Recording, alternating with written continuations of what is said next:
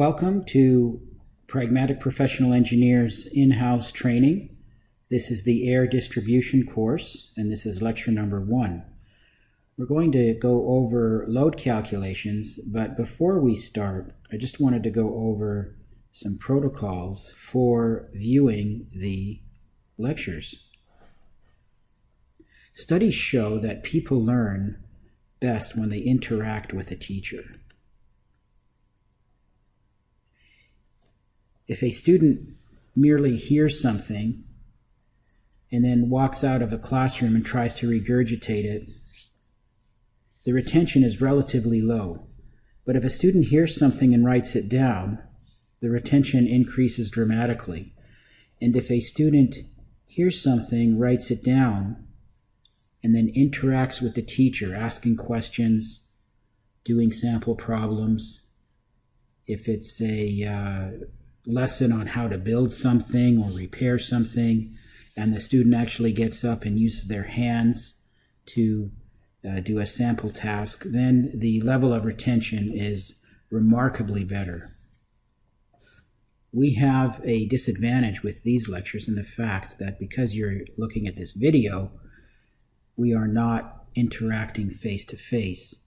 So I'd like to suggest a couple of points in order to increase the amount of interaction in spite of the fact that we are not face-to-face. And I would like to suggest, first of all, that you keep a pad and a paper, or if you're a fast typer, you can open up a notebook program or a word processor so that you can write down questions, or when I ask questions through the lectures, that you can write down your answers and participate or actively interact as the lectures proceed. If you have a question, or if there's something that I've said that is not clear, then please write down that question and email it to me. When doing that, reference the lecture and the slide number, or else the location in terms of minutes and seconds into the video where the unclear statement occurs. That way I can quickly get to the point where you are unclear on what was said, and I can communicate it better.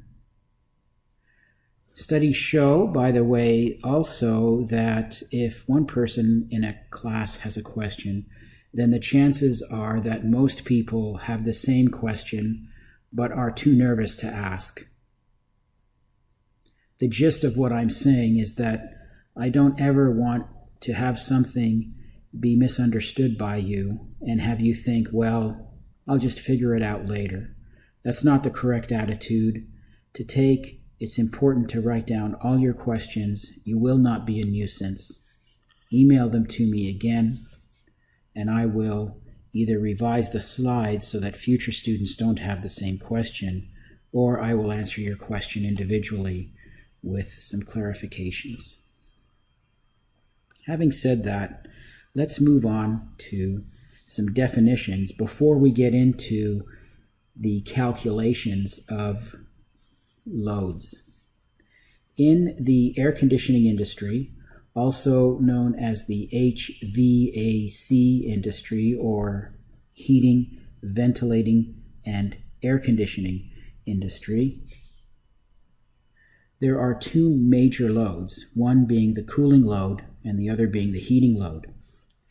The cooling load is a result of a space, a room, a building gaining heat, and the cooling load then is the heat that the room or the building is gaining, which we have to offset with cold air or cold radiant temperature panels in the floors or in the walls in order to keep the temperature in the room or the building constant. So basically, the cooling load is the amount of heat that is gained by a space.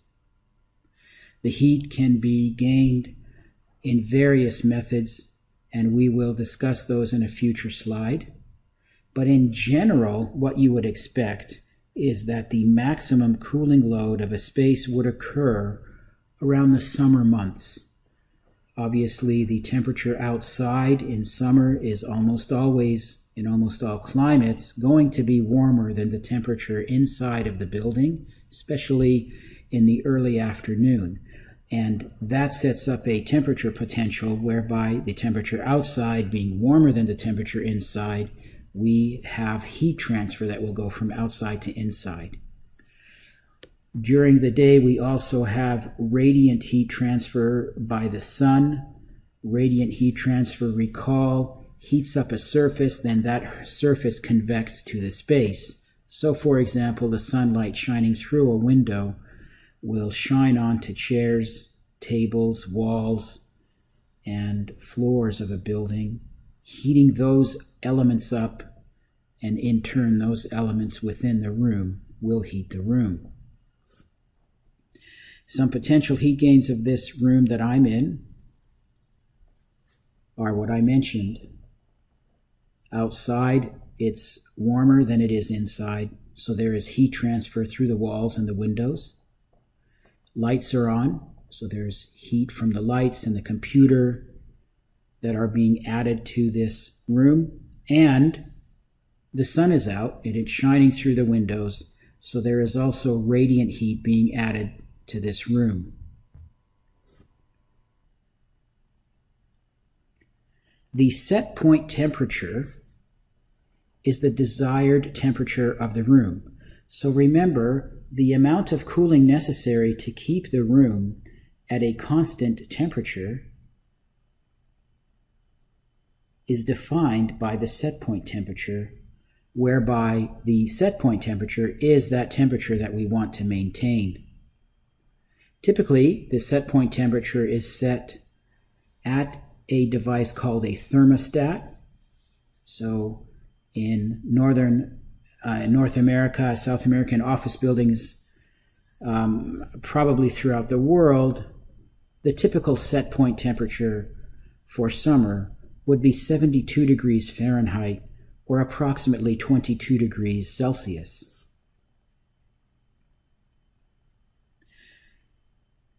Using your intuition, do you have any idea what the deadband is? And note that the word deadband is a controls engineering term in general. We're talking about heating, ventilating, and air conditioning, or HVAC systems, but again, the term is used in many other control systems.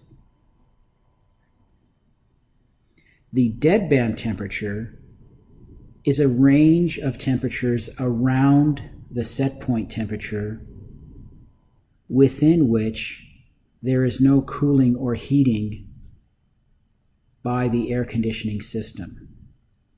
So let's take an example just to define this. Let's pretend that the set point temperature in a room is 72 degrees. The room is gaining heat. So the temperature increases from 72.0 degrees to 72.1, and to 72.3, and to 72.5, and so on. The question is, when do we engage the cooling system as a result of the temperature increases? Do we turn on the cooling system when it's 72.01 degrees Fahrenheit, or do we wait? Typically, HVAC systems are designed with a 4 degree Fahrenheit deadband, or a 3 degrees Celsius deadband. What this means is that if the set point temperature is 72 degrees, the system will not engage cooling until the room temperature, or the space temperature read by the thermostat, is 74 degrees Fahrenheit. Once the cooling system engages at 74 degrees Fahrenheit, it will cool the room down to 73 to 72.5 to 72.3 to 72.1. And the question is, when do we stop cooling? Again, with a 4 degree Fahrenheit deadband, we would actually stop cooling at 70 degrees Fahrenheit. We would not stop at 72. So a room with a 72 degree set point temperature will turn on the cooling system at 74 degrees and it will turn it off at 70. And between 70 and 74 degrees we have a dead band where the temperature is allowed to float. The reason that control systems are designed with a dead band is to avoid short cycling or turning a piece of equipment on and off in very short durations. In digital formats, it's okay to do that, but in mechanical and electric power systems, it will damage the equipment. So the optimal operating range in most mechanical engineering systems is to turn on a piece of equipment and to leave it on for a number of hours rather than turning it on and off multiple times within, let's say, 1 minute.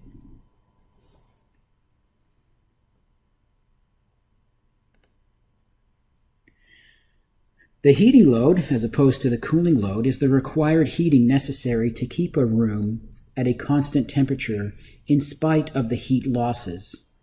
Heat losses occur mainly in winter, and as you can imagine, if the temperature outside is colder than the temperature inside, it sets up a heat transfer potential, and heat will convect from the building or the room to the outside. In general, the heating load is maximum during a winter month, most probably when the sun isn't even out, so an early morning or a late evening. If we were in the winter season in the room where I'm at, potential heat losses would be the windows, the walls, the roof, the slab of the floor. And again, we've talked about the dead band on the last slide, the range at which there is no heating or cooling. The set point temperature in HVAC systems for heating is not the same as it is for cooling. This is an energy saving strategy which was introduced approximately 20 years ago and has now become commonplace.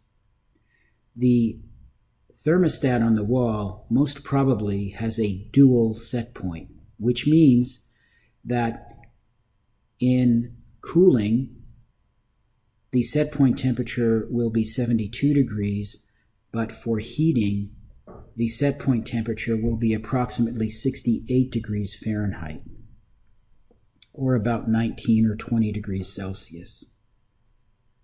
Again, the dead band is the same 4 degrees.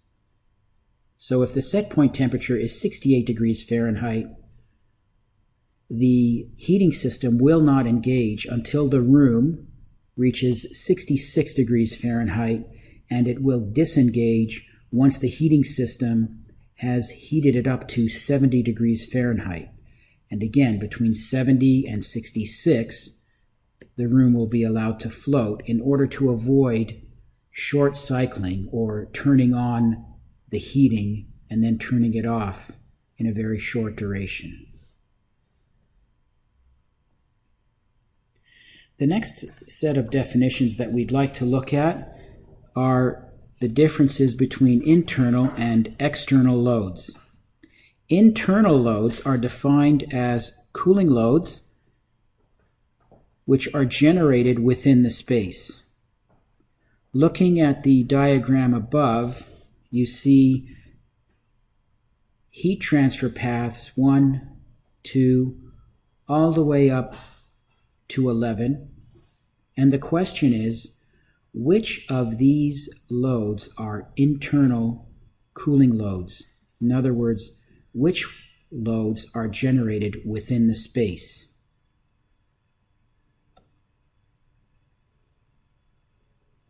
The answer is that load 6, which is from the occupant, load 7, which is from the lights, and load 8, which is from the computers or the miscellaneous equipment within the room, are the only internal loads shown in this diagram. So there's three: the people, the lighting, and the miscellaneous equipment or computer loads. The remaining loads that you see on this diagram are external loads. They happen as a result of the envelope. And internal and external loads are the same for cooling and heating. However, with heating load calculations, we do not take credit for the people, the lights, or the computer equipment. Can you think of a reason or reasons why we would not want to count the heat gained from people, lights, or computers when we calculate the heating load? The reason is that we have no guarantee that the people, the lighting, or the computer loads will be on. After the weekend, in the early morning, before a space in an office building is occupied, the lights will be off, there will be no computers and no people there. It will be a cold building, and the heating system will have to bring that building up to the set point temperature without any help from lights, computers, or people, because they simply have not been entered into the building yet. So that's why we do not include internal load credits for the heating loads. A third kind of a load that happens in an air conditioning system is called the ventilation load. The ventilation load is a function of human health. It turns out that people are more healthy when they receive a quantity of outdoor or oxygenated air continuously throughout the day.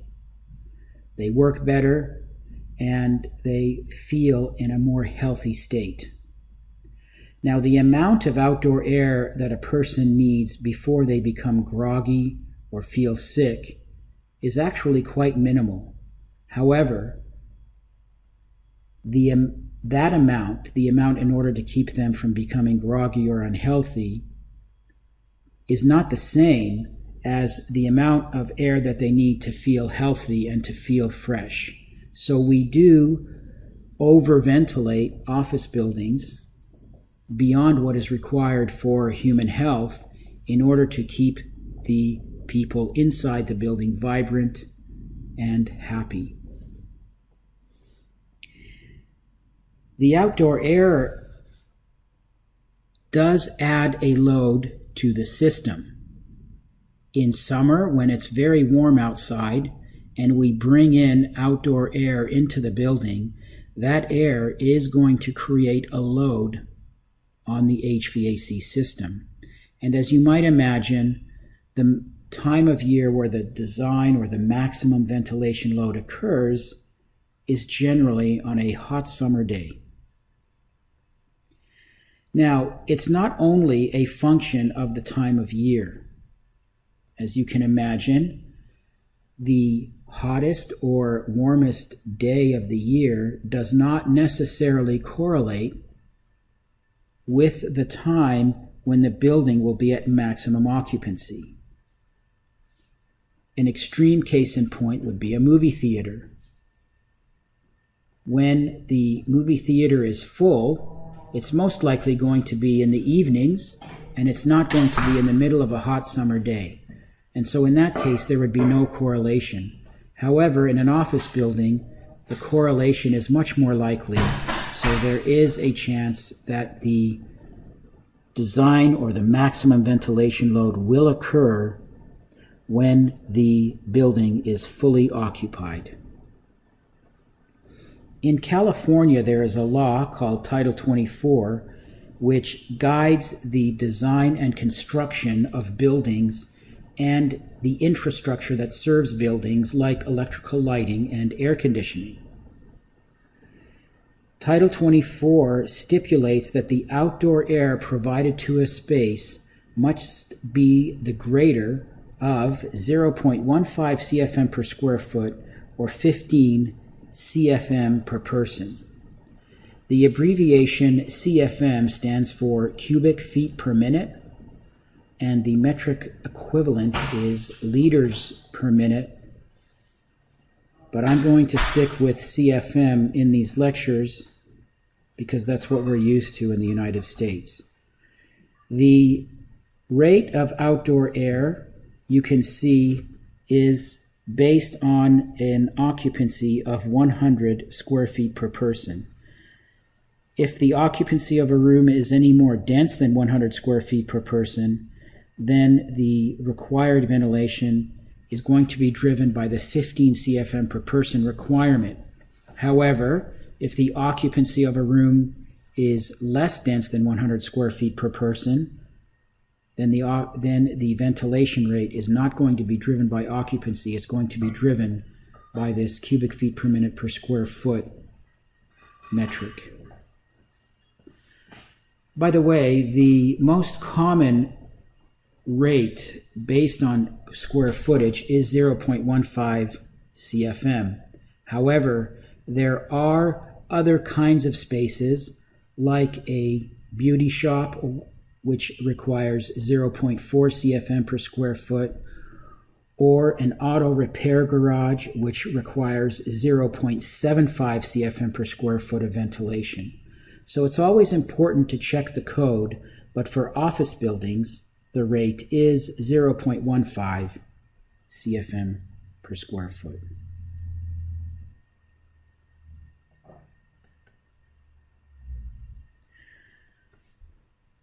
So as opposed to unit loads and internal loads and external loads, you can see that ventilation is a unit load. It's a load on the air conditioning system. However, it does not occur in the space. If we go back to the slide where we were looking at the loads in a space, you can see that none of these loads are occurring at the air conditioning unit. They're all occurring or happening to the space. If we go back to the slide showing an air conditioning unit, the outdoor air is brought in at the air conditioning unit. So the air conditioning unit must be sized to handle the outdoor air load. However, that load occurs at the unit, which is why ventilation is defined as a unit load. Looking at this picture, what other loads do you see that happen at the unit rather than at the space? I'll give you a second to take some notes. You may want to pause the video.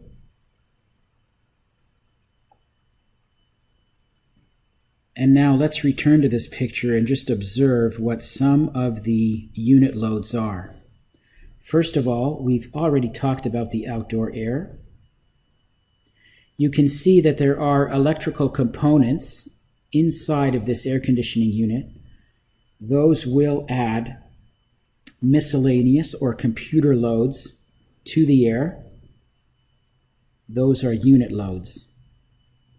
There's a fan, which is going to have a motor inside of it. That load is a unit load because that motor will give off heat, and that load is called fan heat. The return air duct is coming back to the unit, and in many office buildings, this return air duct is located above a ceiling, so it cannot be seen. It's in a concealed space in the building. Within that concealed space, if it's very warm outside and that concealed space is exposed to the roof and the ceiling below, then the temperature within that plenum, within that ceiling plenum, which is the space between the ceiling and the roof, will be warmer than the return air. And therefore, there will be heat transfer from the ceiling plenum into the return air, And likewise, if we are in cooling mode, the supply air will be cold. And again, if the duct for the supply air is located in a sealing plenum which is warm, there will be heat transfer from the sealing plenum into the supply air.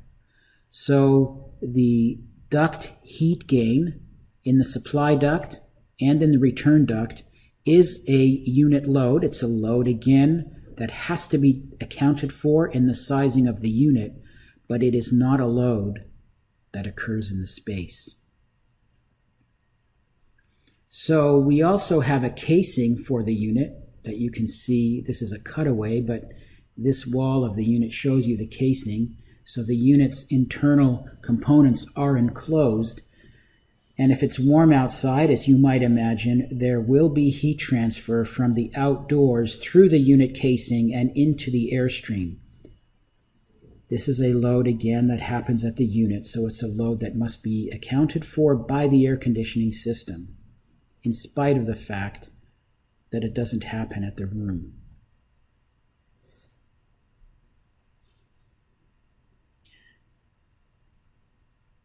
Fortunately, for the majority of heating and cooling load calculations, there are many of these loads that are insignificant and can be ignored.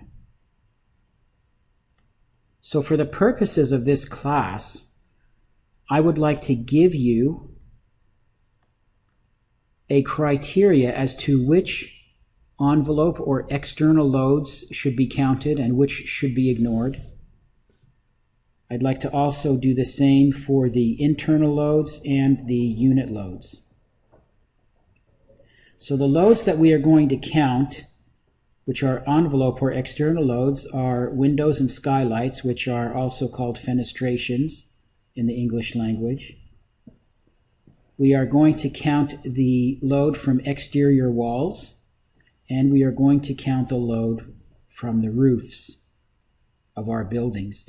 But we are going to ignore the heat, for example, lost into the slab, or the heat gained from the ground when it's very, very warm outside. We are going to ignore infiltration, which is air that leaks into a building, and we are going to ignore exfiltration, which is air that leaks out of a building. The reason that we are going to ignore the infiltration and exfiltration is because most modern construction methods are robust enough to prevent infiltration and exfiltration from being a big problem in a building. And the reason that we are going to ignore the slab or the ground load is because if they are not ignored, they turn out to be less than 1% of the total load. And so rather than take the time to do the data entry and the measurements on the architectural plans, we will simply ignore those loads because they do not affect significantly the size of an air conditioning system.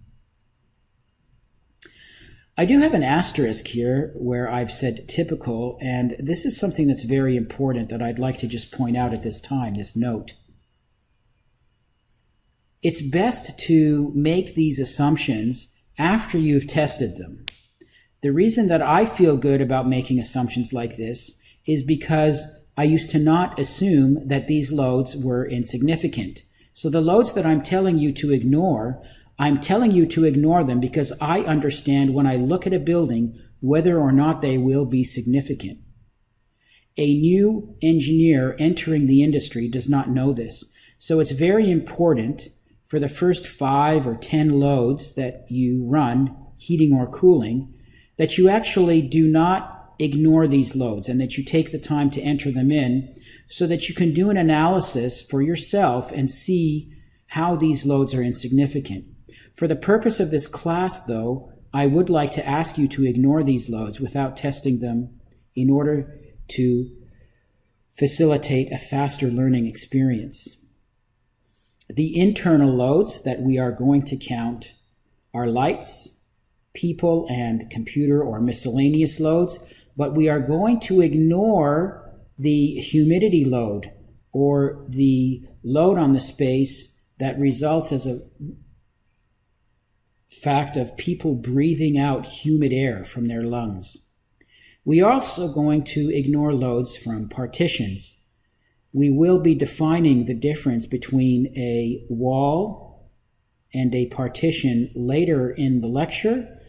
For now, just understand that a partition is an interior wall or demarcation inside of a building, whereas a wall is an exterior wall. So a partition is an interior wall, and a wall, what we are going to call a wall in our load calculation program, is an exterior wall, a wall that touches the outside. As far as unit loads go, we are going to count the ventilation air. Obviously, that's a big load. We cannot ignore that. And we are going to count the fan heat, but we are going to ignore duct heat gain, the load from the air conditioning casing walls, as well as the outdoor air humidity.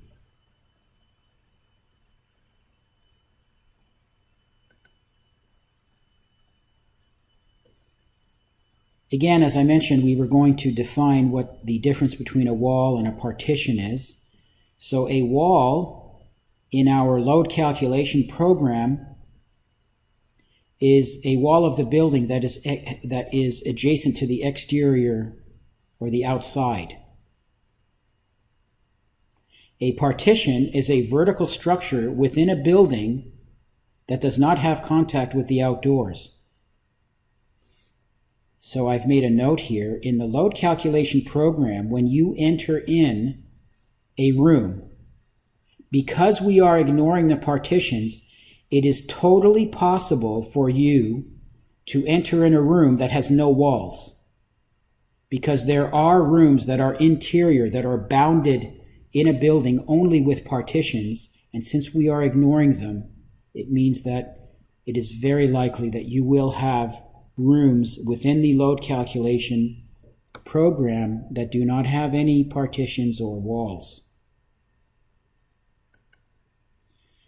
An exterior space is an area that has a clear path no more than about 25 feet to an exterior surface of the building, which is typically a wall.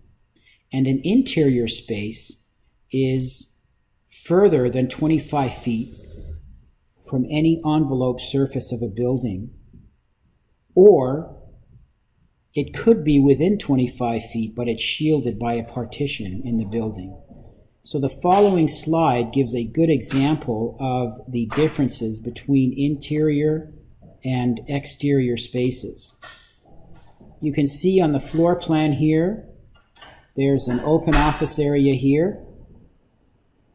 There's no partition here, and the blue lines are exterior walls. So the exterior space is yellow, or spaces, and the interior spaces are white. Notice that this office, the depth of this office, is only about 10 or 12 feet. And I said on the previous slide that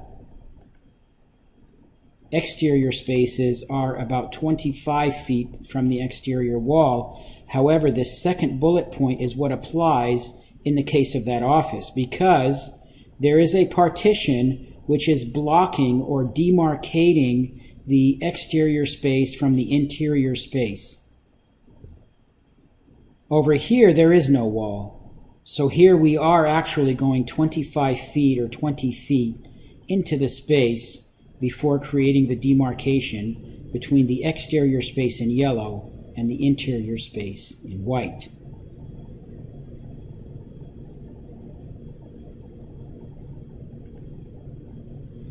More definitions. Let's talk about stats, zones, and sensors and spaces.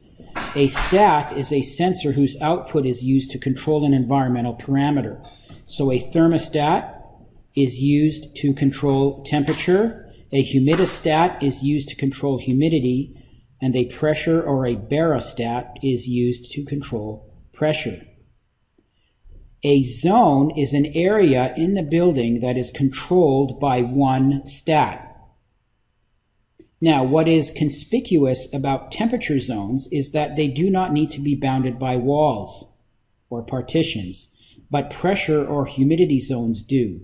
So if we go back to the diagram on the previous page, you can see that the exterior space, and which would be served by an exterior zone, would be in yellow, and the interior space here in white would be served on a different zone, different temperature zone, and there's no partition between them. However, if the goal of this project was to create a separate humidity or a separate pressure between the yellow and the white area, then we would have to tell the architect that that is mechanically, from a mechanical engineering perspective, that is impossible unless we have a partition here. We cannot isolate pressure or humidity in an open area, but we can isolate temperature.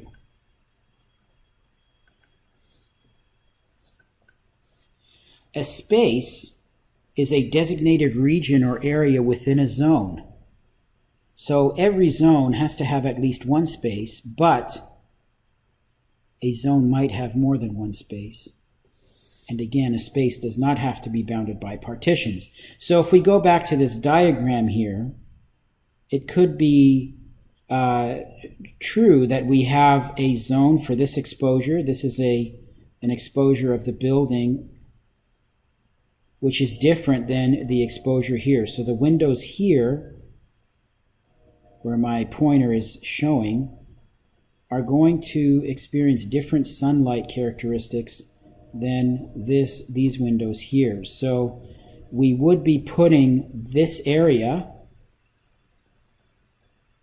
and this area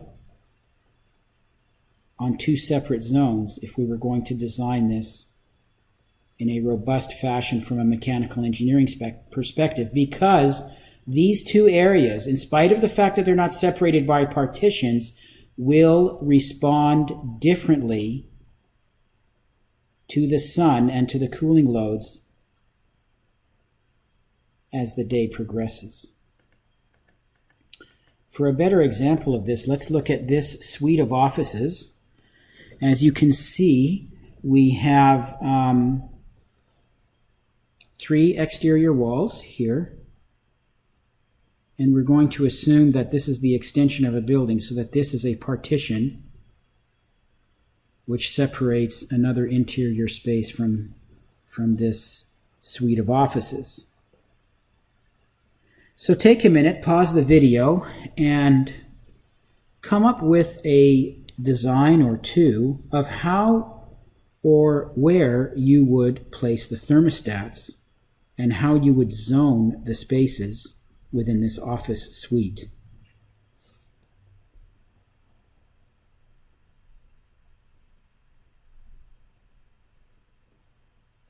Are you finished? So if the north, west, and south walls are exterior walls and they all have windows, as you can see from these diagrammatic representations here, as the sun passes over the building, which would be from this location to this location, the rooms are going to respond differently to the sun's path. And I actually designated the sun's path incorrectly. It wouldn't be from east to west across the north sky. It would be from east to west across the southern sky, wouldn't it? At least in the northern hemisphere, which is where I am.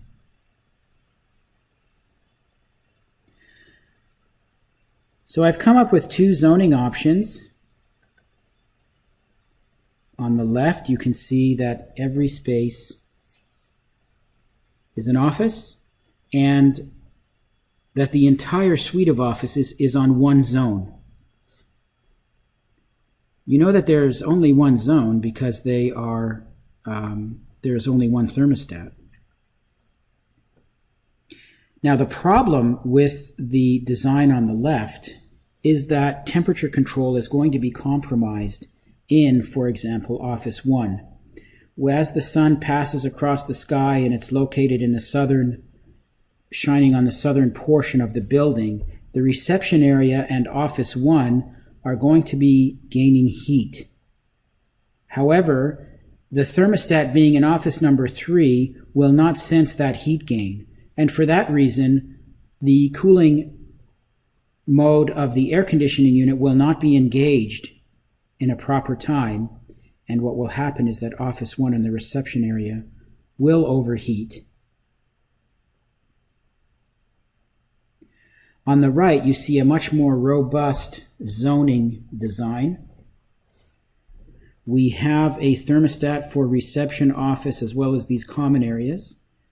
We have a thermostat for office 2 because it has a west exposure, and a separate thermostat for offices 3 and 4. The reason that we should not be placing office 3 and office 2 on the same thermostat is because office 3 also has a northern exposure. So it will not respond to outdoor conditions in the same way that office 2 does when it only has one western exposure. Same reasoning behind the zoning of office 4. It only has a northern exposure. This corner office has a north and a west exposure, so it is not possible to zone office number 4 with another room in this suite of offices and maintain environmental control. Now you might ask, why is the copy room zoned in an area that is where the thermostat is placed in an exterior space when the copy room is in an interior space? The reason is that we have to make compromises, and typically we make compromises in rooms that are not normally occupied, like a copy file room. So the reception and the office occupant are kept comfortable with this thermostat. You can see there's a western exposure here, but we have decent adjacency between this office and the thermostat. So if the occupant of this office was ever warm and not comfortable, they could come out of the room, adjust the thermostat, and then go back in. So adjacency is also a factor in zoning. But the copy room and the kitchenette, because they are not normally occupied areas, will be slaved, if you will, off of the thermostat in the reception area. Some office zoning guidelines are included in the bullet points on this slide.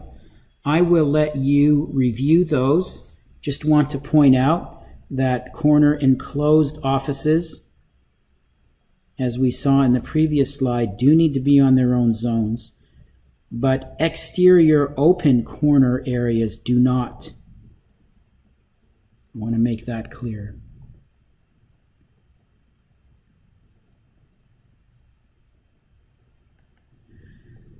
So the homework for this lesson is to take this suite of offices and draw the temperature zones for it and submit that,